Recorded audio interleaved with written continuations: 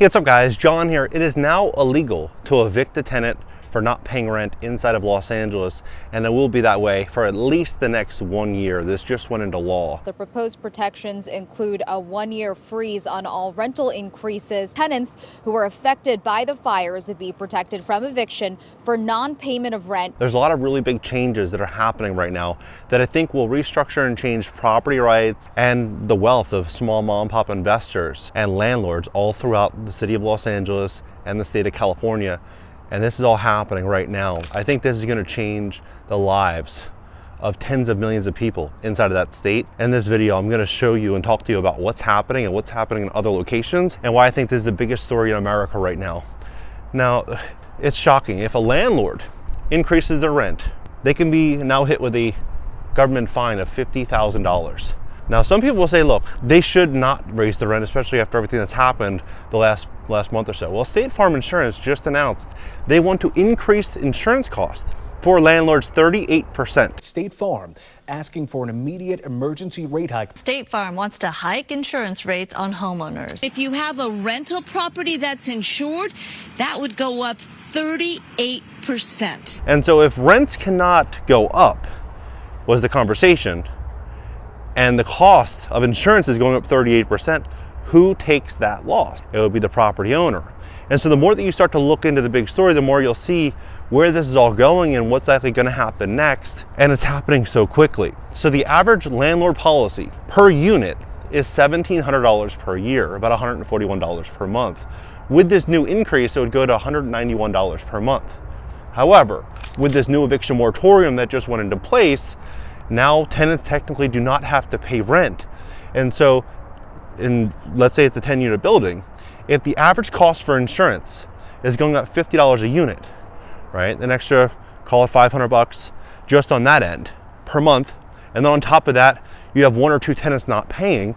Well, that could cost you $5 grand a month just off the top. Not to mention the cost of mortgage rates and borrowing costs have went from 3% to 7.5% over the last 3 years.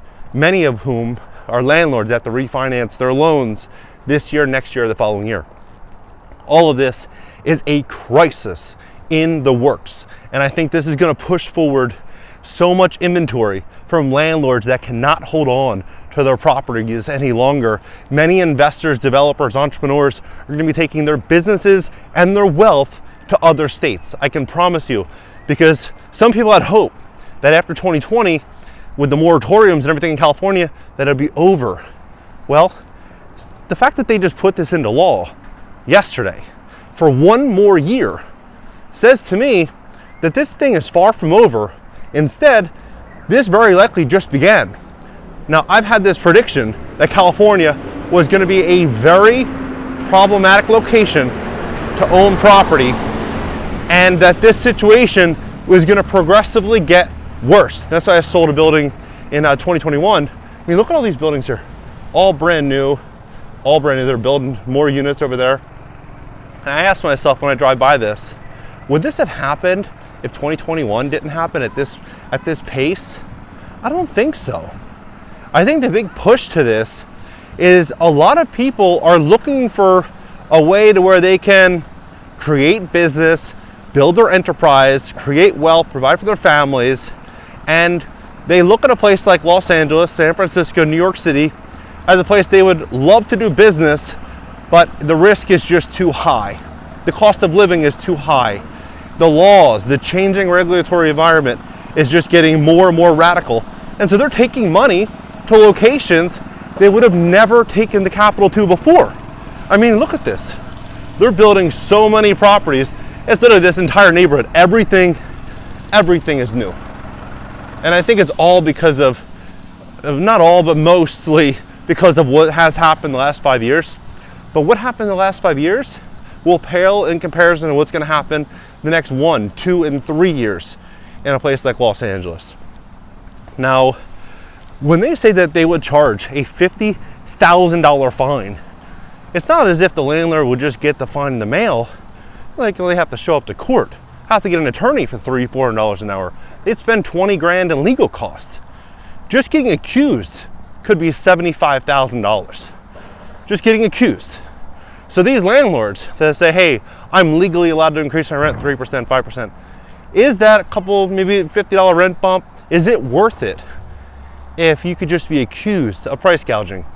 And the courts are going to be, the jury is going to be a jury of the tenants' peers, a jury of the government's peers, not a jury of the landlord's peers.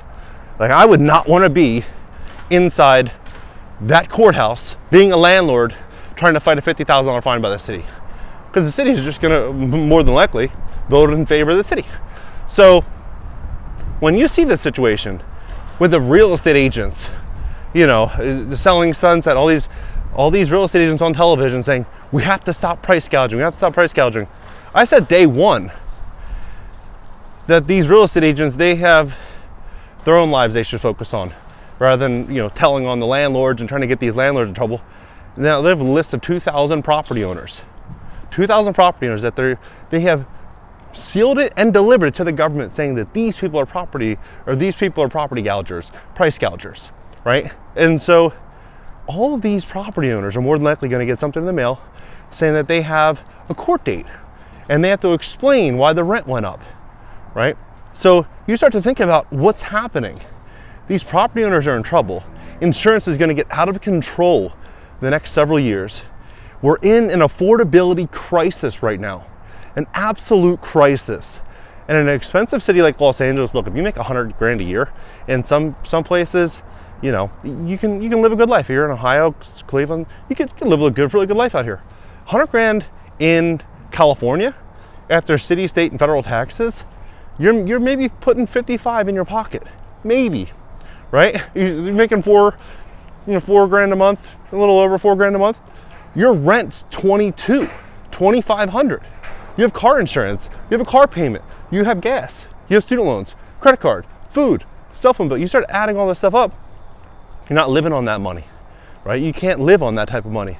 And so when the city announces, we will protect you for a year, you don't have to pay rent, what does that really mean? It's a great opt-out for these tenants. They don't have to pay. And so if these tenants don't have to pay, a small percentage of them will take that opportunity to not pay. I'm not saying all of them. A lot of great tenants out there, a lot of great landlords, some bad tenants, some bad landlords, right? Some will say, I have no choice. I need a place to live. I lost my job. I just can't make it. I have to stop paying. And so all of this weight is just going to continue to get pushed onto these landlords. And I think these landlords are just going to keep taking their money to other locations. They're going to lose their properties or sell their properties depending on when they bought them and how much debt service they have on these properties. And it's going to be this big snowball to where there's not going to be a mom and pop landlord in the next couple of years in California. It's going to be the big institutions, the government. That's going to be it. There's not going to be Jose the landlord and Sally the landlord, you know, where maybe it's a triplex and they live in one unit and the other units are, you know, tenanted. No. That situation doesn't work if this continues in this direction, which to me, it looks like it's definitely going to continue, considering that they put the protections in place for a full year. They increased the fine of price gouging from $10,000 to $50,000. And insurance is going up 38% State Farm just this upcoming year. Imagine what it will be the following year. And the following year. It's just going to get harder. I mean, look at the construction, literally like everywhere here. You just ask yourself, like, how does this actually work? How does this work? I'm going to tell you how it's going to work. Look in 2020. Well, there's a lesson that we could all learn there. 2020, Gavin Newsom said, look, if you can't afford your rent, we got you. We got your back. We will pay. We will pay your rent. You know, Mr. or Mrs. Tenant, we will pay it. Don't worry about it. Landlords didn't get paid. Like the mom and pop landlord, you look at the numbers, a very, very, very small amount of money went to mom and pops. Most of it went to the bigger landlords, right? So this same situation is going to unfold again because now they have a relief fund for these landlords that have all these new protections that just went into effect. The relief isn't going to the mom and pops, right? The relief's not going to the small business. Relief's going to big business. That's just how it's going to go. And so when I hear and I see everything that's happening in Los Angeles, it makes me realize that I made the right move leaving in 2021. Although I wish what was happening in California never happened in the first place. I love California, and I would love to one day go back there. I have all my friends and family, and I mean, everything is there. I'd love to go back, but I wouldn't feel comfortable being a landlord there the next 5 years, knowing what I know now. I saw this in 2021. I'm like, things are going to get pretty crazy there, and I think interest rates are going to go up, and I think it's going to be really challenging to be a landlord. I'd rather just sell, and we did, and it all worked out. But looking at it now, I'm like, okay, that was the right play. If I own property there and I could sell at a really, really great, at a great price point, I probably would consider it. Not saying I definitely would, but I would consider it, especially given the amount of debt I had on the property and, what my personal life and what everything was looking like. If I was levered and I was like, if one tenant doesn't pay, two tenants don't pay, I'm in trouble. Yeah, I'd probably, I'd look at that option very, very closely. I mean, look at this. Look at that. And that would have never happened here. I honestly believe all this is happening because of this huge push from California and New York City and this big affordability migration pattern that's being formed right now. And owning really inexpensive properties, rental properties in good areas, is a safer play than owning deals for $400,000 or $500,000 a door in Los Angeles, maybe a little bit less, with that regulatory environment, with the insurance crisis, with the lack of landlord rights, with everything that's unfolding there. So I hope that this situation ends up, fading out and the landlords get their property rights back. But if I had to bet money, if I had hypothetically $100 and I had to bet, I bet the full 100 that landlord rights will be way worse in a year or 2 years than it is right now, considering the fact that they don't even call landlords in Los Angeles landlords anymore. What they call them is housing providers. And they call them housing providers. Why? Landlord indicates that they are the lord over their land. They own their property. A housing provider is essentially they're basically a social housing provider that works directly for the government on behalf of the rules and regulations set forth by the government. So it's all moving in, lock and step in Los Angeles. What do you think about this situation? Do you think that we're going to see a lot more landlords leaving the business, and we're going to see a lot of people losing everything? I would say so. And it's a shame to see this situation being expedited by real estate agents that are telling on property owners for increasing the rent. Look, some people say, look, John, that's not the way to look at it. If someone wants to increase the rent after that situation, that's wrong and they should get in trouble. I just have one question. Is it personal property or communal property? That's it, right? Because if it's communal property, in the event of any emergency, there will always be an excuse to push forward new rules and laws on your property. If it's personal property, it should be up to the personal owner of said property of what he or she wants to sell it for or rent it for, point blank. And so Los Angeles views everything as communal property, which is step one into doing everything for it's not really doing it for your good, it's doing it for the greater good. You can't be selfish, you have to provide for other people. So it's a step into socialism, which is happening rapidly in California. So I mean, that's why all this is happening, all these developments, all these properties. People are looking for a lower cost of living. They're looking for more control over their lives. And they're looking for, a lot of these landlords and developers, property rights, no rent control. They're looking to be able to go out there and have control over the outcome of their investment. So what do you think about this? Let's have a conversation about this below. I think we're walking into a massive wealth building opportunity because of all this. All the big money was in California. California and New York the last many decades. And now that money is scared money, looking to relocate, looking to go to other areas.